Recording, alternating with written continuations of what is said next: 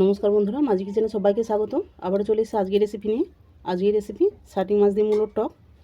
তবে চলো তোমাদেরকে দেখাই শাটিং মাছ দিয়ে আমি মূলোর টক কীভাবে বানিয়েছি আর কী কী উপকরণ নিয়েছি। তার আগে বলি, যদি রেসিপি ভালো লেগে থাকে তাহলে লাইক, কমেন্ট, শেয়ার, সাবস্ক্রাইব করে দিও। পাশে থাকা বেল আইকনটি প্রেস করে দিও। শাটিং মাছ দিয়ে মূলোর টক বানানোর জন্য আমি এখানে নিয়েছি মূলো, শাটিং মাছ, সর্ষে আর গন্ধরাজ লেবু।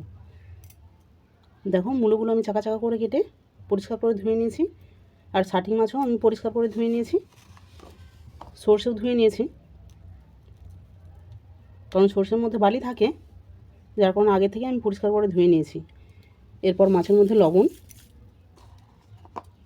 আর হলুদ দিয়ে ভালো করে আমি মেখে নেব।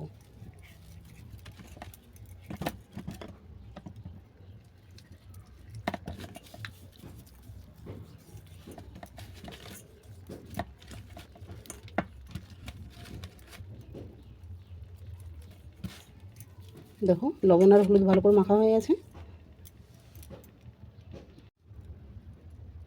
কোনার মধ্যে সর্ষের তেলটা গরম করতে দিলাম।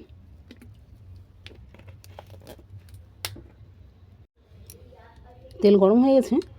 এরপর মাছগুলো আমি উল্টো পাল্টা বাদামি করে ভেজে নেব।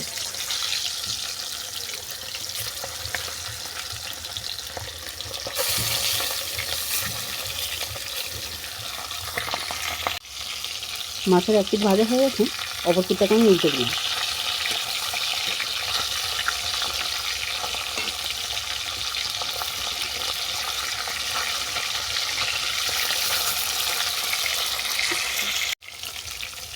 দেখো, মাছগুলো আমার দু পিঠ বাদামি করে ভাজা হয়ে গেছে।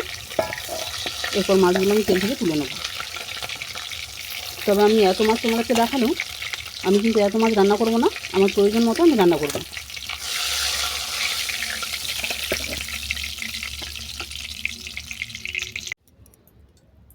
এই তেলের মধ্যেই মূলোটাকে আমি ভেজে নেব।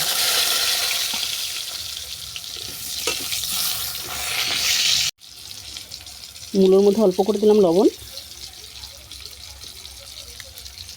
আর অল্প করে হলুদের গুঁড়ো।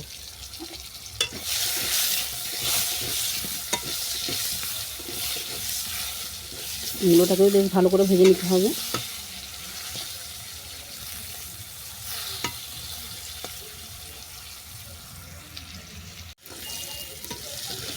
দেখো, মূলোটাও আমার ভালো করে ভাজা হয়ে গেছে। এরপর মূলোটাকে আমি তেল থেকে তুলে নিচ্ছি।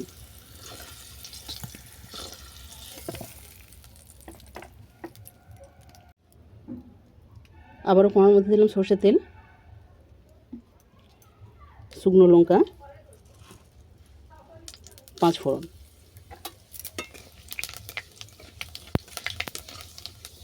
দেখো, ফোড়ন ভাজা হয়ে গেছে। এরপর আমি জল দিয়ে দেবো।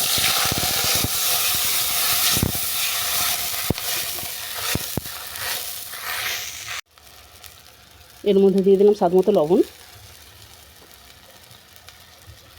হলুদ গুঁড়ো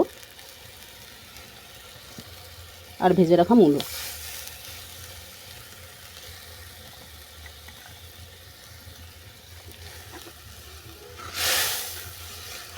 মূলোটাকে আমি সেদ্ধ হতে দিলাম। এরপর সর্ষেটা আমি বেটে নেবো। তার আগে লেবুর রসটা বের করে নেব। আমি অর্ধেক লেবু নিয়েছি, টেস্ট করে দেখব, যদি প্রয়োজন হয় আবার দেবো। দেখো, অর্ধেক লেবু নিয়েছি।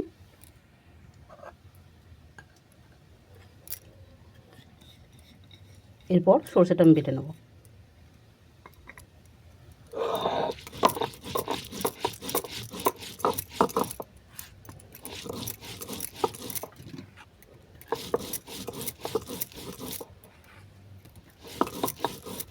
আমি এখানে সাদা সর্ষে নিয়েছি, তোমরা চাইলে কালো সর্ষেও নিতে পারো।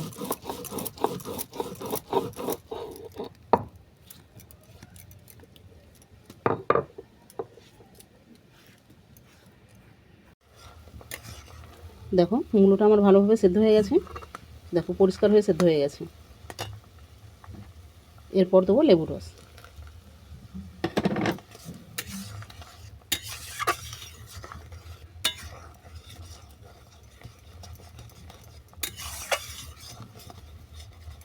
লেবু রস দেওয়ার পর আমি টেস্ট করে দেখব, যদি প্রয়োজন হয় আবার লেবু রস দেবো।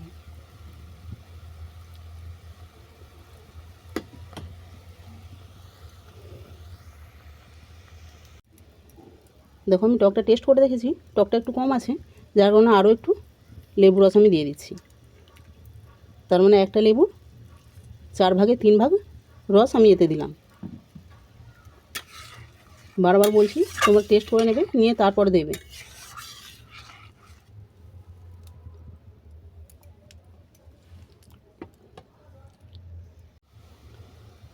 এরপর টকের মধ্যে দিলাম স্বাদ মতো চিনি,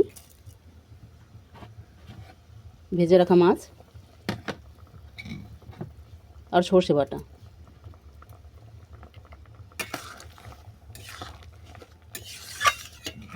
টকটাকে আরও 2 মিনিট আমি ফুটতে দিলাম। আরও 2 মিনিট হয়ে গেছে, টকটা ফুটতে দিয়েছিলাম। দেখো টকটা অনেকটাই ছোট হয়ে গেছে। এরপর নামানোর আগে দেবো অল্প করে সর্ষের তেল, আর যে লেবুগুলো আমি চেপে রস বের করে রেখেছিলাম ওর খোসাগুলো দিয়ে দেবো। খোসা দিয়ে আমি আর ফোটাবো না, এই অবস্থাতে আমি নামিয়ে নেব।